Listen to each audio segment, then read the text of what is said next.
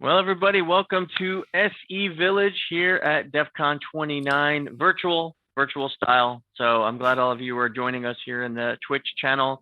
I'm excited about this. Last year when we did this virtually, we didn't have the time to set up a speaking track because everything was kind of last minute. So I'm really excited this year that we have I know it's not a many, but we have a few really great speakers that I am super excited about. Okay, a couple little notes.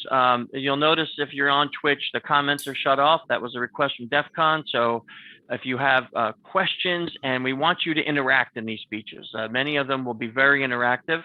So jump on over to the Discord, the DEF CON Discord channel, and jump into the SEV-general-text chat. And that's where we're all at, and that's where our speakers are at, and you can ask questions there on the speech throughout there, interact with our speakers, and we'll have Q&A and things like that at the end of every speech. Okay, I think that's the general... Recording in progress. I hit recording, I need to do that. I think that's the general setup. Of course, you know the rules. If you've never been to DEF CON, then here are some short rules for SEVillage. Please keep it clean. We really like to not use foul language. We will not accept any kind of harassing comments or anything like that. This is talks in this village are all about social engineering, and that's what we'll be talking about. All aspects of human behavior, understanding human psychology, understanding how we can use OSINT and other things like that to really delve deep into this area of security. So that's what you want to talk about and ask questions, great. Then we are here to have that chat with you. So please keep it clean and nice and honest, and we will have a great time together. Okay, without further ado, if you have not heard of Christina, you are in for a treat. And if you have not, shame on you. You should jump over to Twitter and you should start following her right away. Why? Because now we have somebody that is a blend of all the most awesome things, a psychologist and a social engineer. And I'm not going to give it all away, but if you want to know her story, you should definitely go check out our Social Engineer LLC Instagram page, because we had an interview with Christina and she talked about how she became a social engineer from birth. That's all I'm going to tell you. You need to find out more. You need to go watch the interview with her. She's an open source intelligence analyst. She specializes in behavioral analysis and intelligence collection and using open source as part of human intelligence. There's just so much more to her. You can check out her bio on the social-engineer.org page for the DEF CON SEVillage. And she's going to be here today talking to us about judging by the cover, profiling and targeting through social media. Christina, I can't wait to hear what you're gonna present. Thank you so much, Chris. Thank you for having me as well. I'm really glad that we found a way to be with one another and to still share knowledge, although we still keep a distance. We found a way to be in each other's homes, let's say. So a little bit about me, like Chris said. I have a background in psychology, and I also have a father who was working in the industry, in cybersecurity. So growing up, he taught me a lot, he showed me a lot, and I developed my passion for cybersecurity, for social engineering more than anything, and for open source intelligence as well. To me, it just looked magic, like when I was young, but then I started getting involved little by little and learning more about our industry and about what we can do. And now, long story short, now I ended up finally being a trainer and consultant for Cyber Risk GmbH on the human element of security. I have been working for more than 5 years on that now, more than 5 clean years, because I was always involved in the background in the past, thanks to my dad. And I'm happy to finally be in a position to have developed and deliver my own social engineering and security awareness trainings. I am also the lead investigator in corporate and high-value target vulnerability assessments. And last, I'm extremely happy to be part of the OSINT Curious project, which is a team of amazing open source intelligence professionals around the world that are also really good people. But, okay, we are not here to talk about me. We are here to talk about Gabrielle. And Gabrielle doesn't need a slide. Gabrielle is a real person. She was living in West Germany at the time of the Cold War back in the days. She was a simple person at her 30s, ready to get married, meet someone. And yeah, so she was a regular person going to work, coming back, doing her thing. And one day after work, she decided to sit on a bench next to the river and wait for a friend of hers. But instead of her friend, somebody else showed up. Frank. Frank was a person who just sat next to her first, but soon enough struck a conversation with her. And it seemed to her that after a few minutes of talking with him, in her own words, he was everything she ever wanted. She fell so madly in love with him right away that they just kept this contact, let's say. Frank had to travel, but she was okay with him because he was perfect for her. Frank was working at a research project, he said, that was aiming to establish world peace in the world. And as their relationship was progressing, he started asking her for some favors to help him in his mission. So he asked for some documents. Some of the documents he was translating. See, Gabrielle was working for the head of the intelligence service of the West Germany, and she had some documents of high interest to Frank for his world peace project. She didn't think something was wrong, or she did think that something was wrong, but she didn't care because he was so perfect with her. It turns out, after 7 years of her leaking out documents to him for what she thought was a good cause, it turns out that he was a spy, that he was assigned to seduce her, and he was assigned to steal the sensitive and confidential documents from her. A lot of people died. She never regretted falling for him. Was she the only one? No, there were about 40 women that got convicted. At the time of the Cold War, Frank was sent from East Germany at the time. She got convicted for treason. He got a medal for this excellent operation that he delivered. And while he was meeting with her, after meeting with her, he would go back with all the information he had gathered, the confidential documents, but also her behavior, and feed this back to the profilers in East Germany so that they can craft a better approach next time, better topics of conversation, and briefing Frank very well on how he should treat Gabrielle so that she can keep delivering higher and higher sensitivity documents. She was not the only one, like I said, and this was back in the days. This was the master plan of Marcus Wolf, who was the head of intelligence for East Germany, and who said that this was a very cost-effective way to steal secrets. The Romeos were not even that handsome, but it didn't matter because they didn't play on looks, they played on psychology, and they played on emotional needs. He said that the ends did not always justify the means that they chose to employ, but as long as there is espionage, there will be Romeos, seducing unsuspecting Juliets with access to secrets. After all, I was running an intelligence service and not a Lonely Hearts Club. And you would think that this was back in the days and wonder, do these things still happen today? Haven't we learned something from that time? And apparently no. We haven't learned much because the times have changed. Now it's kind of easier. It's easier to approach somewhere. It's easier to get to know information about them or to have them at the tip of your fingers without even leaving your home. And it's easier to establish connections with them. These are 5 of the cases that became public. The curious case of Mia Ash back in 2017, how a fake persona lures Middle Eastern targets. The Facebook cases and all the other 2 came out last month. And they talk about highly targeted campaigns from a nation-state threat actor or different ones that employed sophisticated fake online personas to contact the targets to build trust and trick them into clicking on malicious links. This happened in all the cases, in fact. The last one was the one of Marcella Flores, and the only one we will explain a little bit more, although in reality they all had very, very common patterns with one another. I hope you can see this side. Oh, that's better. So what happened with Marcella Flores? This was extremely interesting because this was an operation that lasted for years, apparently. You have the link for the report. You can read the details, but for now we will stick with the social engineering scheme. Basically, what Marcella Flores did was that she established a Facebook profile and she befriended one employee of an aerospace defense contractor. That aerospace company was also the main target, but she decided to go through the supply chains, as it so often happens lately.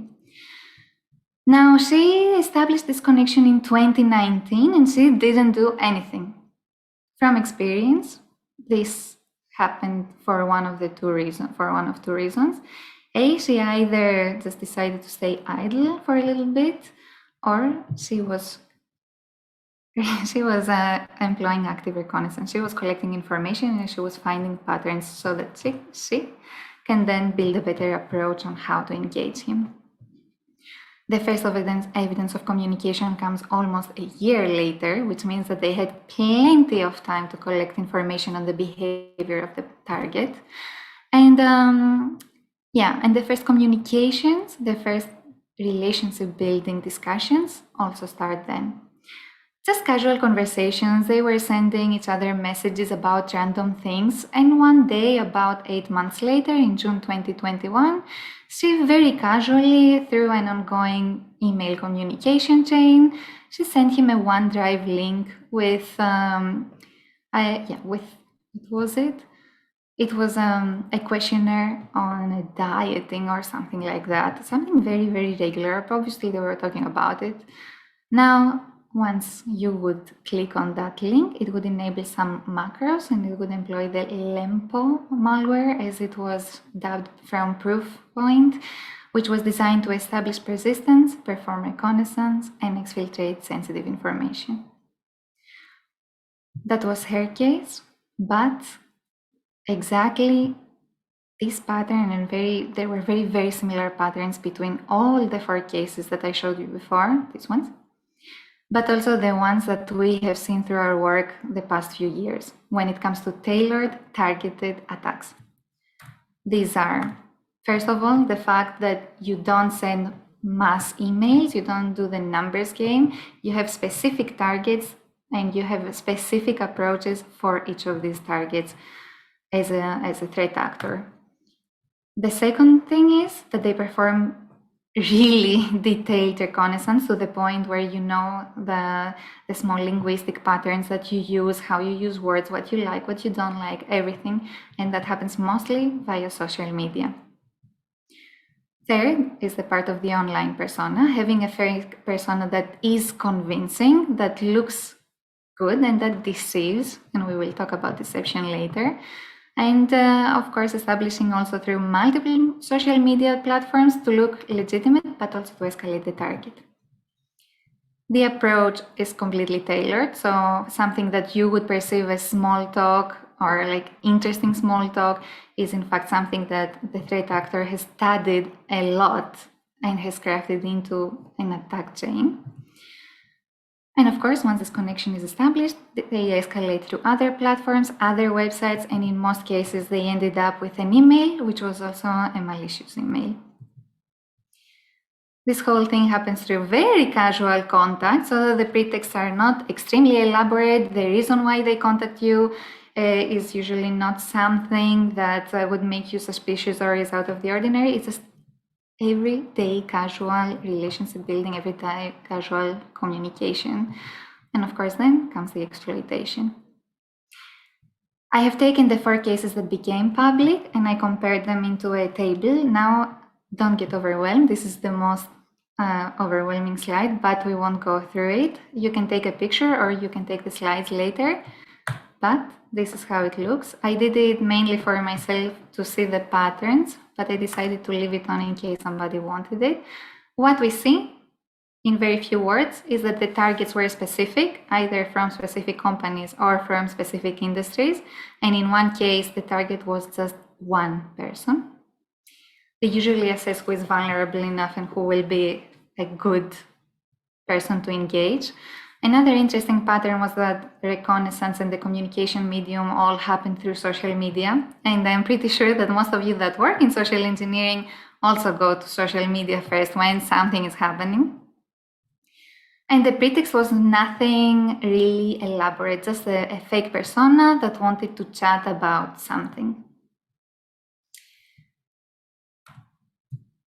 So these are the backbone. This is the backbone of what happens in long-term tailored attacks. They are highly targeted. They have very detailed reconnaissance. They are unfortunately today harder to identify and a lot more sophisticated than they used to be. So you cannot always recognize the signs, and having boundaries is more important than ever, because you will not want even to believe that this is happening to you. And believe me, even your clients, especially your clients, don't want to believe that this would ever happen to them. And last, the part that makes it even more difficult is that they can be cultivated over a long time before exploitation, which is something new to the corporate world, but in fact, it is something very common and something that everybody knows in the intelligence world.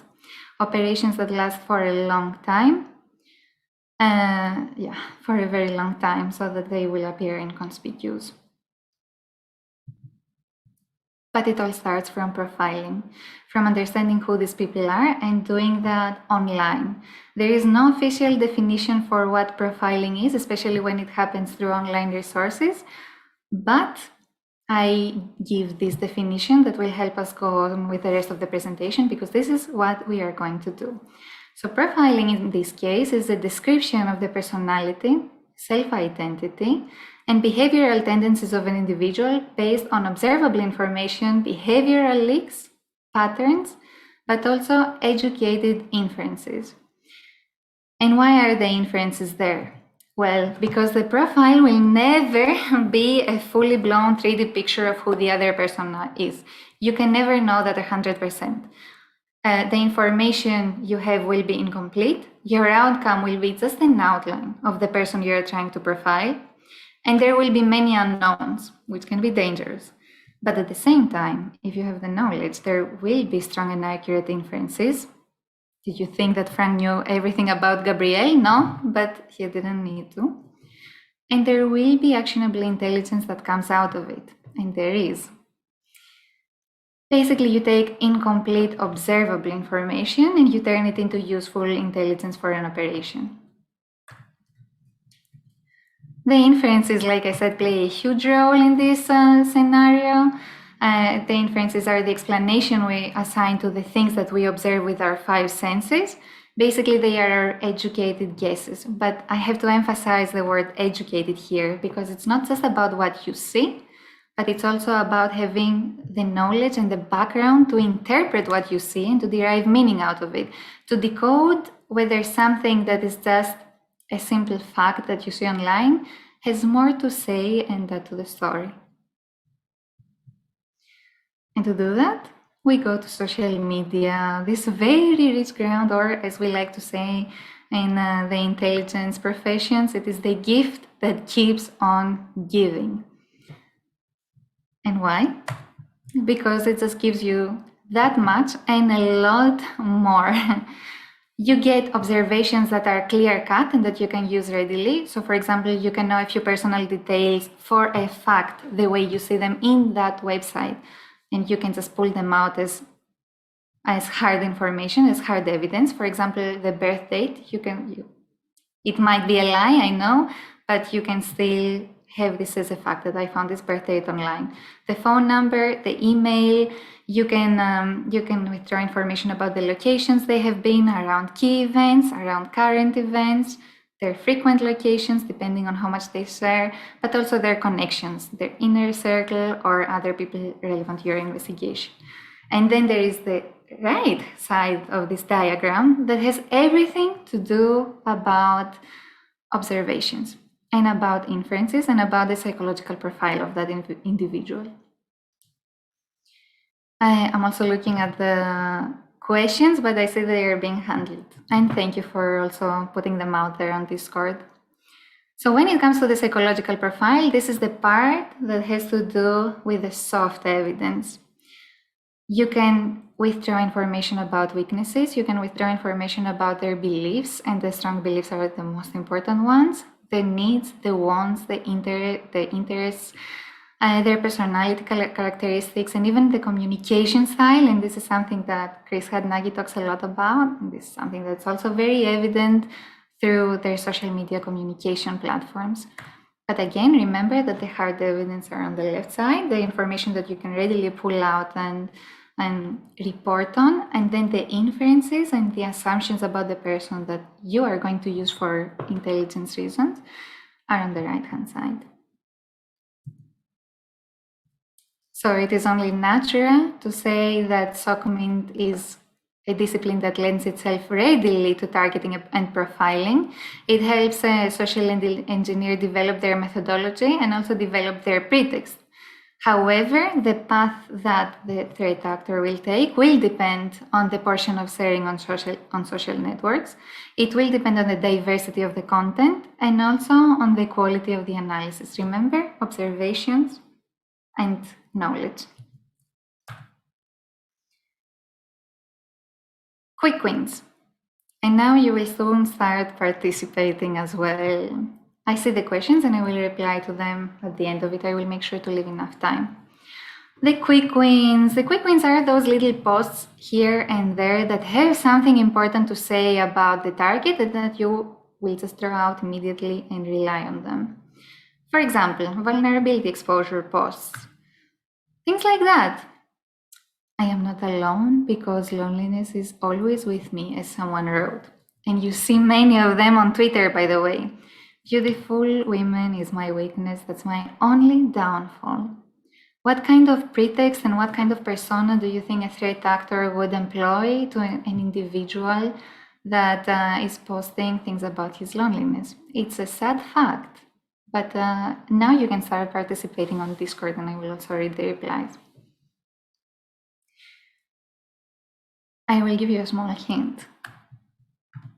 This one.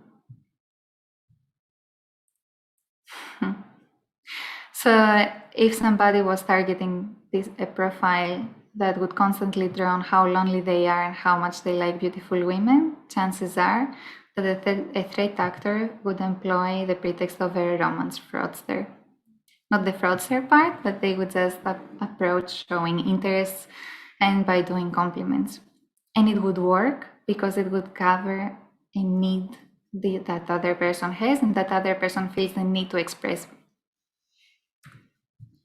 Posts like these ones: money cannot buy happiness, but I really need money right now.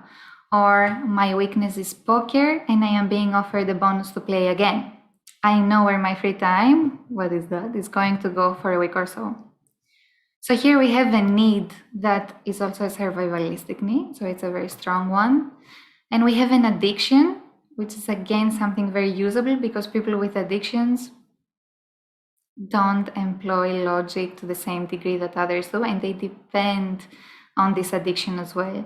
So in this case, remember that threat actors are sometimes more than happy to also recruit and to bribe. And if they see that they can play on a weakness like this or a need, they will do that. This is important to know when you have clients that need personalized threat assessments. We will talk about that more too. Last, you can also get into personality indicators. You can find very specific posts, and especially narcissistic personalities tend to show very much on social media. Not always, depends on their level of sophistication, but sometimes they do. So if you see declarations like, always remember that we are from totally different worlds, I deserve luxury and you pigs deserve economy, we are not the same. Or the other post is saying, if any of you ever contradict anything I say, I will block you because I am always right. Not if you see these types of declarations once, but if you see them repeating over a period of time and pretty much painting a pattern, you can assume that this person has a really huge ego and they cannot see beyond that sometimes. And I know that some social engineers are very afraid, let's say, to tap into these cases and to have to do with narcissists either as clients or as targets because they are not very easy. But in reality, they are also vulnerable to their own needs. Their need to just serve themselves makes them predictable, and predictability is exploitable. So, as personalities, they are very willing to bend rules. They are willing to violate boundaries as long as they think that it serves and that it serves them. And that makes them easy targets for skilled manipulators, because they will make them think that if you do A, B, C, or D, you serve yourself and you make yourself look good, and that will be a tempting proposition. I did the analysis here, but you will help me do the rest when it comes to the highly targeted attacks. And again, I will go back to the cases that I referred to before. For example, the case of Mia Ash. Mia Ash was a persona that didn't just appear out of the blue. She had behind her a threat actor, which was likely Cobalt Gypsy. She was targeting telecommunications, government, defense, oil, and financial service organizations in Middle East and North Africa. But she was only plan B, because the plan A was to employ phishing attacks to the specific individuals that eventually deliver a poppy rat. However, this didn't work, and the threat actor thought that, okay, clearly here we need to do something more, we need to put a little bit more effort. And this is how Mia Ash, as a fake online persona, was born. She was a fake identity that used several social media accounts to perform reconnaissance and establish relationship on specific targets. And of course, like we said before, and you probably remember, she did all that through social media alone. Let's see how she ran this analysis. We start by thinking who we are on social media. Who are you on social media? Yes, you are still you still reflect part of your personality, but you are curated, which means that the things you post on social media just reflect how you want to be perceived by others. This is more useful for a threat actor and for the malicious social engineers, because they will treat you the way you want to be treated. This is always key, and since you serve this exact information right out of the box on the social media, it will be used and sometimes against you. What do we look for when we analyze a profile? We look at the overall representation, their personal brand. We look at the selection of their words. We look at the selection of their interests and activities, their work responsibilities, their social life. Like we said before, and that's a really important one. Are they lonely? We are social animals. We need other people. And the ones that express loneliness are attracting fraudsters to a massive degree, unfortunately. And not only social engineers, but all kinds. And of course, we look at the subjects one feels strong about. We have the profile of an individual that gave me permission to use their profile for this example, this one. And like we said, first we just take a look, we observe, and we form overall impressions to get an idea of who that person might be and what they might be or look like in the real life, how they might act. We look at the shadow talk.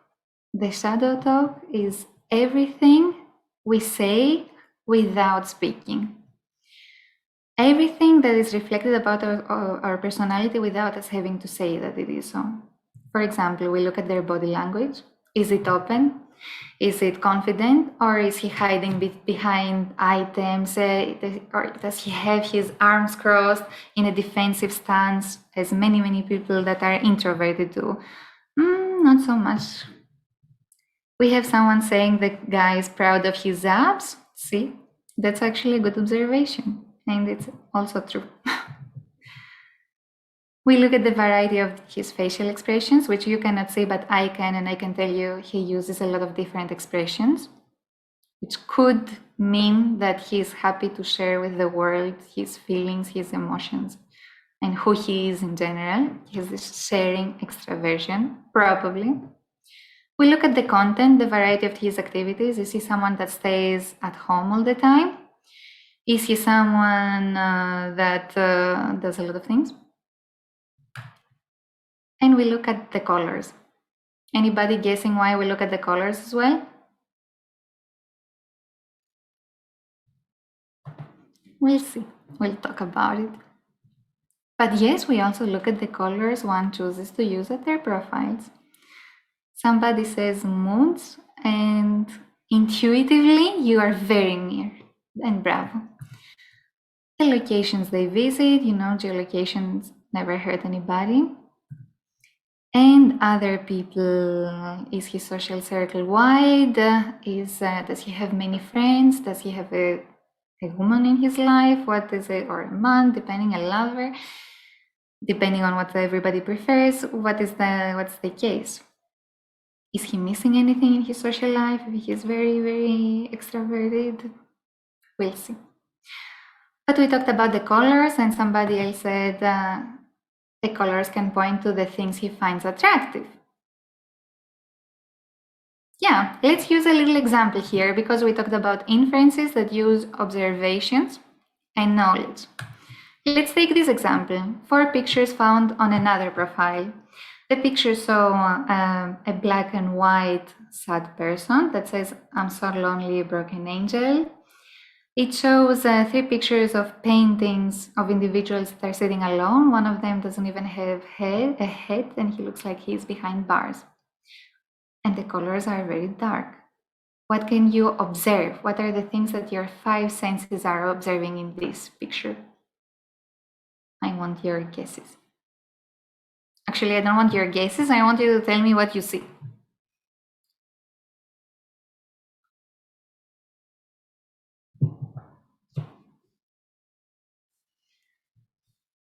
Okay, one of you just need to say that there is the absence of a person. That is correct. And that the colors are really dark and moody. What can you infer from a person that gets attracted to darkness? And somebody infers loneliness. I infer the same thing. Depression, that they are alone. Yes, and yes, and yes, and yes. And see, this is something that somehow we can, dark, we can all understand it intuitively. But when you are actually in an investigation, you need to have something backing your inferences. Sometimes it's easier than others. This is one of the easy cases because somehow humans universally share the same emotions and the same preferences. However, science actually supports what all of you said, that when we tend to want to use darker colors, we also tend to feel sadder or depressed, especially if this is a pattern throughout the whole profile of that individual. I really love that you guys participate, and yes, it could be also attention seeking. And he's not an optimist for sure. Yeah, so that was excellent. You understood it correctly. And now we're going to go back to the person we are profiling and we are investigating. And I want you to do some more guesses. So we have his body language. Somebody already said that he looks to be very proud of his abs. And therefore, fitness is most likely one of his hobbies.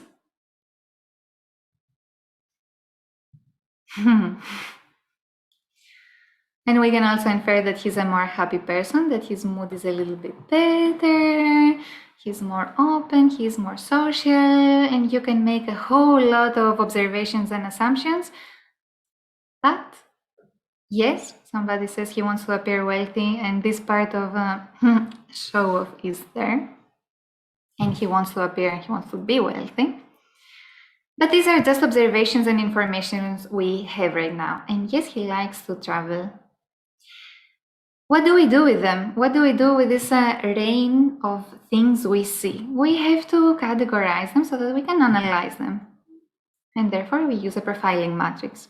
The profiling matrix that we use has 4 columns and 3 rows. The 4 columns reflect their personality traits, their interests, their wants, and their vulnerabilities, while the rows reflect 3 very important pillars in everybody's life: their self-image, their social life, and their professional life.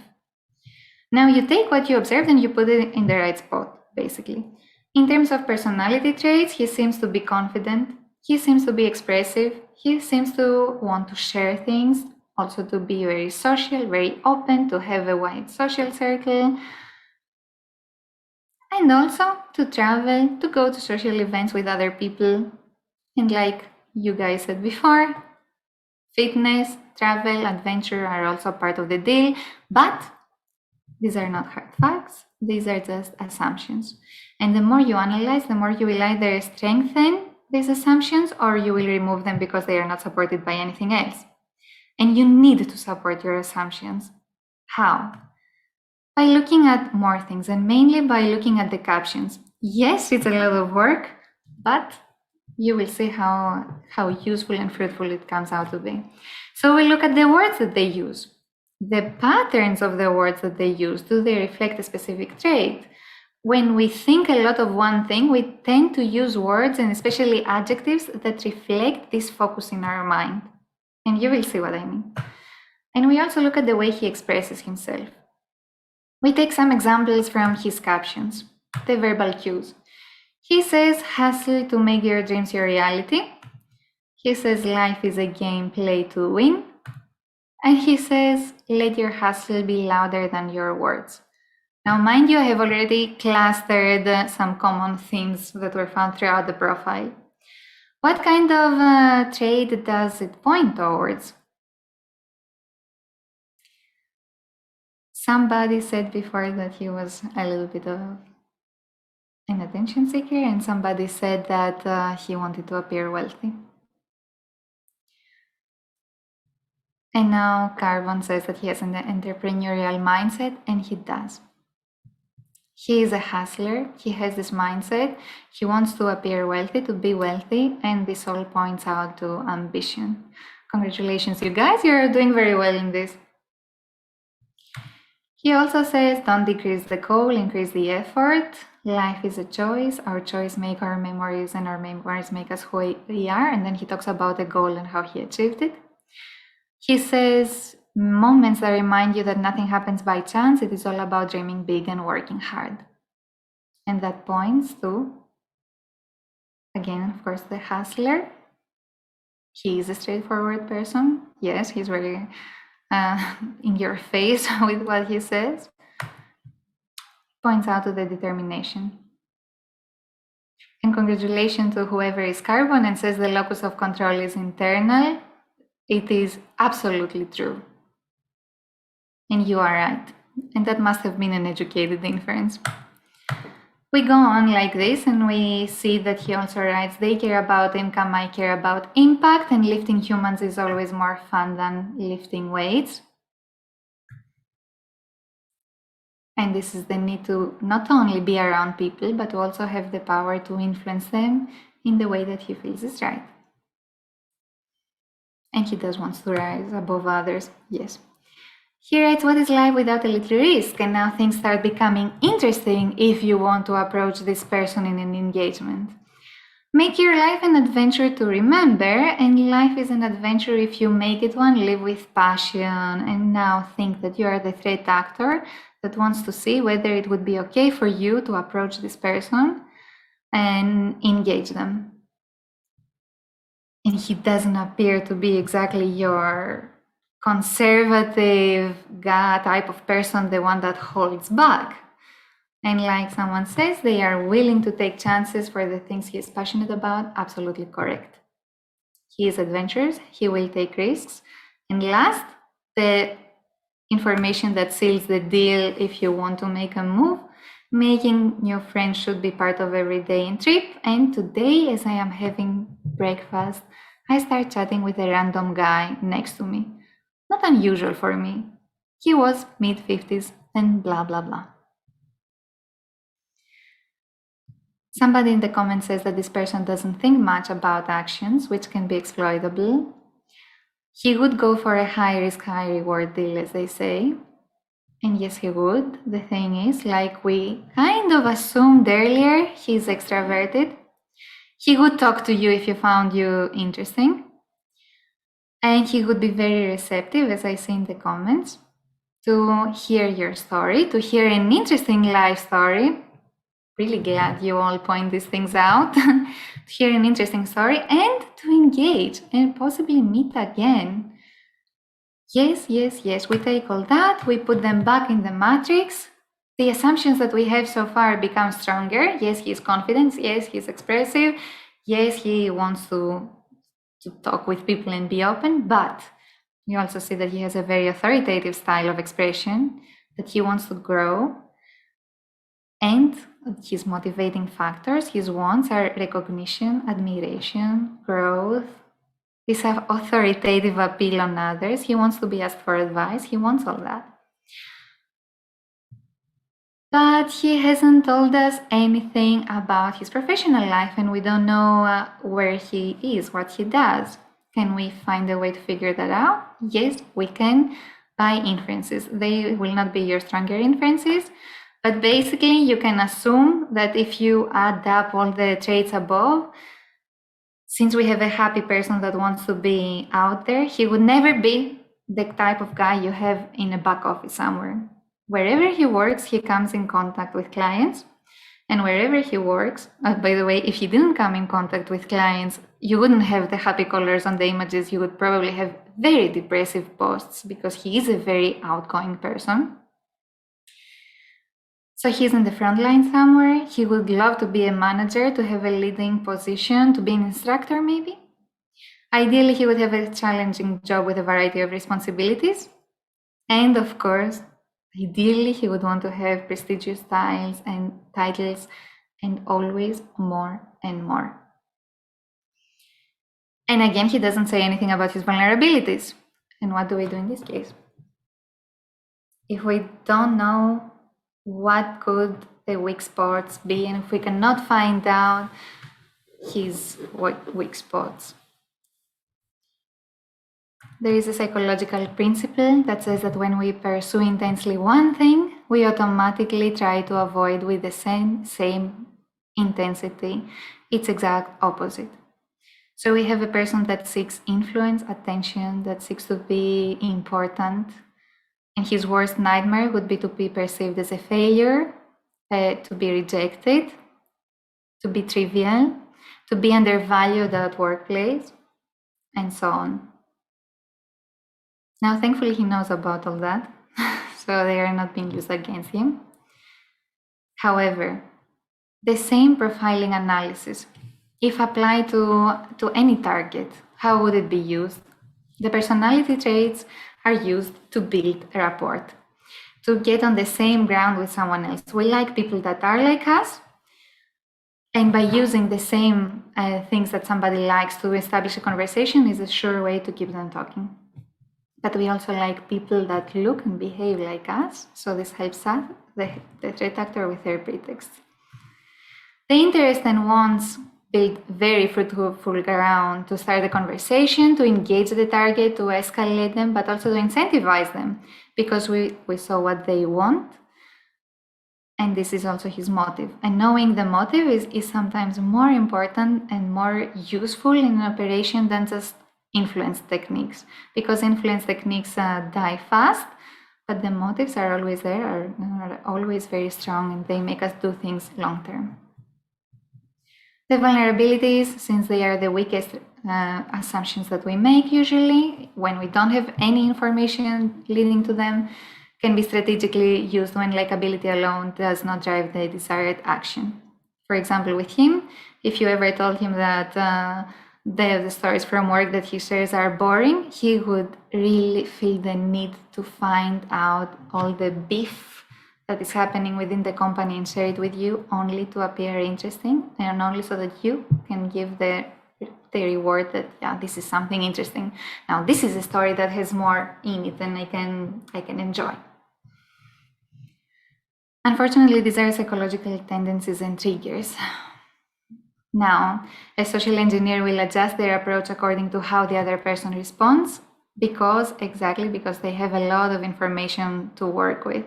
And if you were to be the target, the personality and pretext of the threat actor, like we said, since we like and relate better to the people that are like us, that threat actor that would target you would take all of your information and they would look a lot like you. This is exactly what Mia Ash did as well. Her profiles, according to the report, appear intended to build trust and rapport with potential victims. She initiated conversations based on common interests and moved on to profession-related and personal discussions. She escalated the target to other social media platforms and the phone. And once a work email was provided, she sent a malicious Excel file and she encouraged the target to open it at work.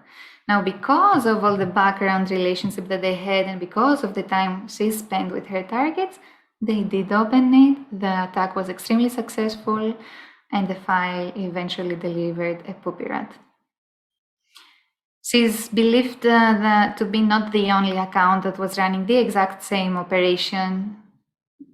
There are believed to be more profiles that did the same thing with other targets. But we work for security and we try to use this information to secure targets that will be personally targeted and they will receive a tailored attack. And sometimes this happens with high value targets, but it also sometimes happens with their assistants, like we saw. We look at 5 main points and we try to focus on them in target vulnerability assessments that also utilize all the profiling we did before. We look at the criticality of the person we have to deal with. How important are they to the organization? What is their level of access to technology, to information? What are their privileges?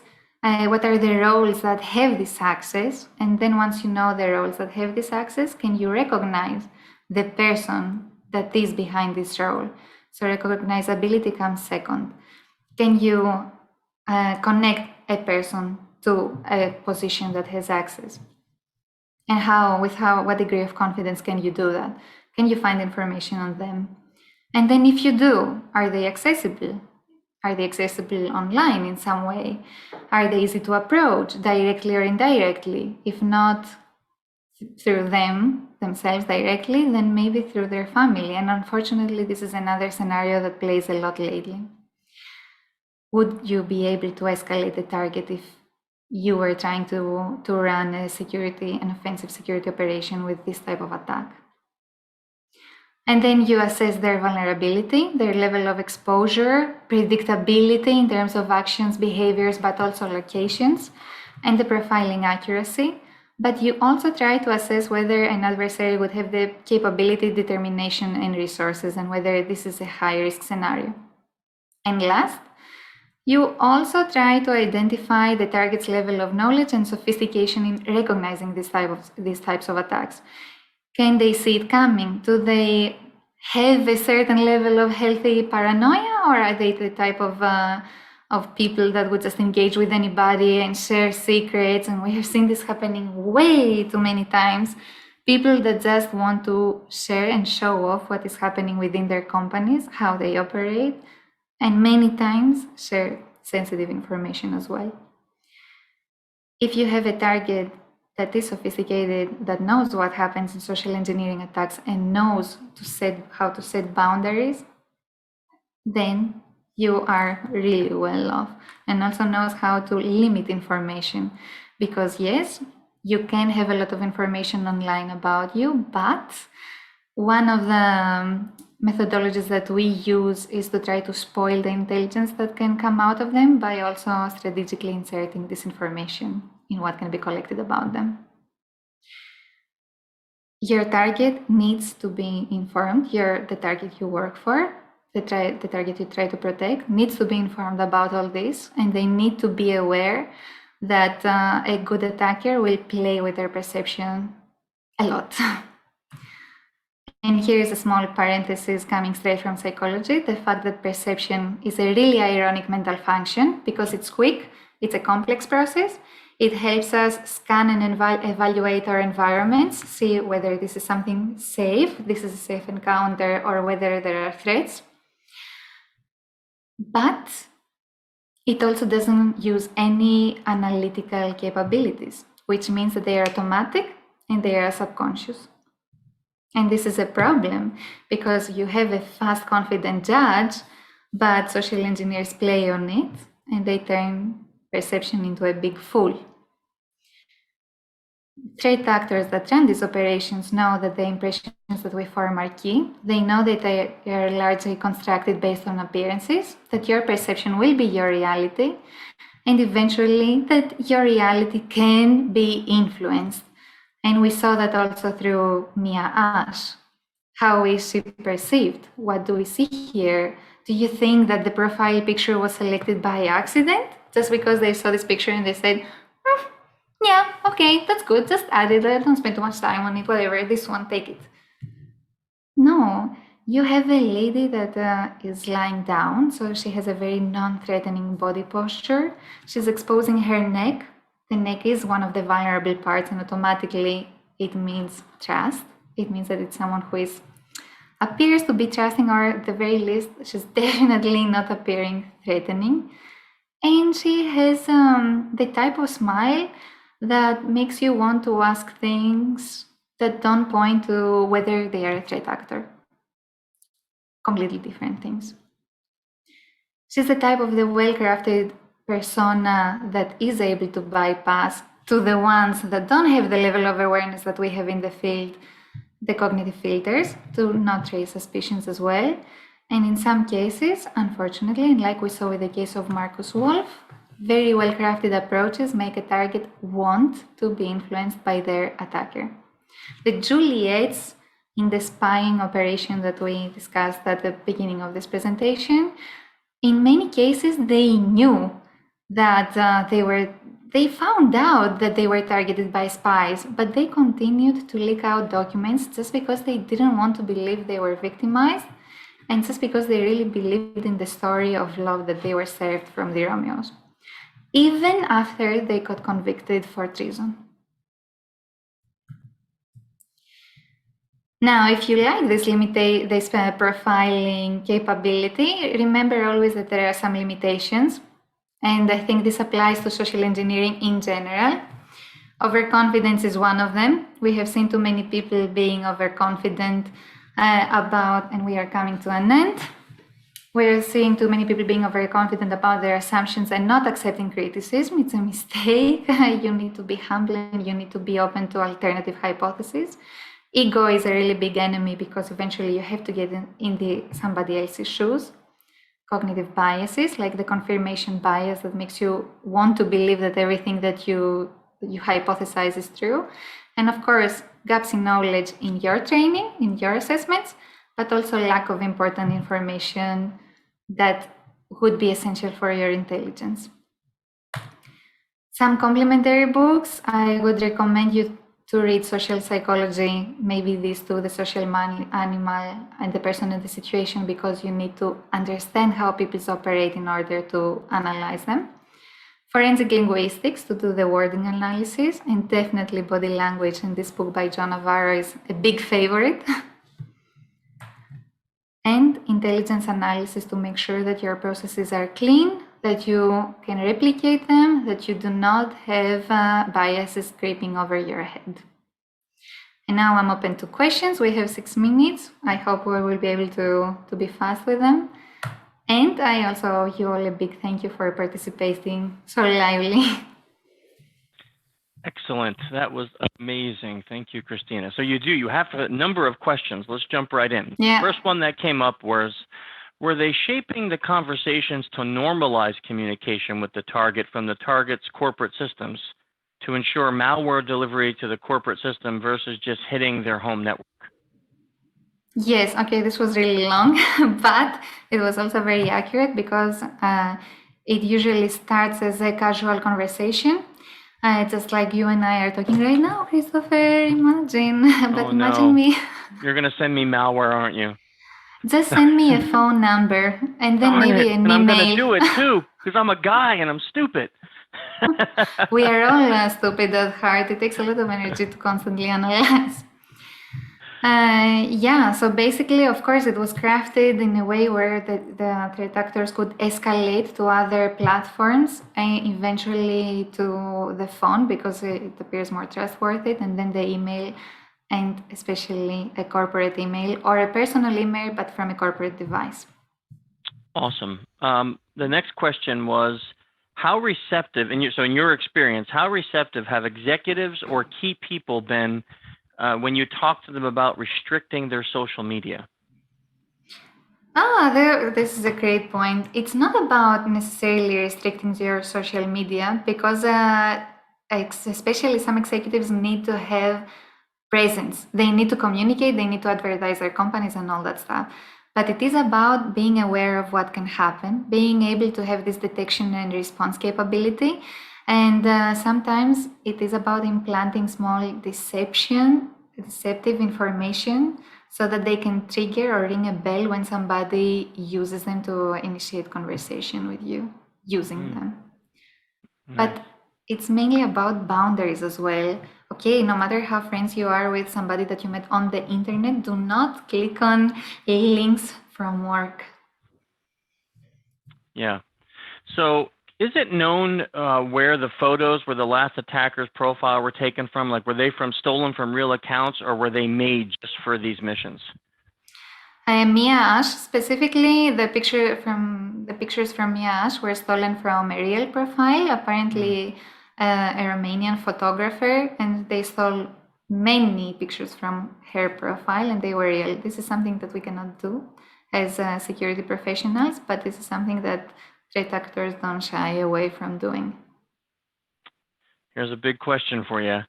What are the common psychological vulnerabilities that make a person more exploitable? There are not specific characteristics, but I will say that one big common denominator is unmet needs, and whatever that means for each person.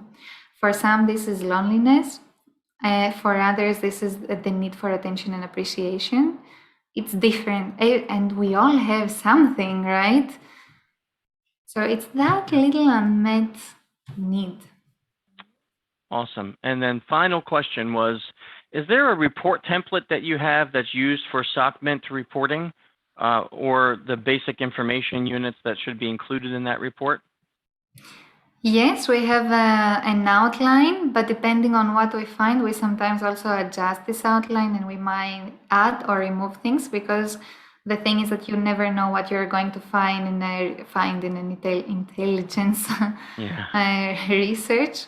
So it becomes adjusting. It's a good idea to have some form of structure, but to still be open to explore new paths if you come across something interesting. Yeah. Christina, I cannot thank you enough. This was amazing, by the way. Totally blown away, and the comments in the chat are agreeing with that they really loved what you presented. Oh, thank you. Very thoughtful. It was really good information and very applicable. So I can't wait to hear and see more from you. Thank you so much for coming. I appreciate being here. Thank you, Chris. And I appreciate everyone that participated with really good comments. Well done, everyone. And it was an honor being here. I'm very happy.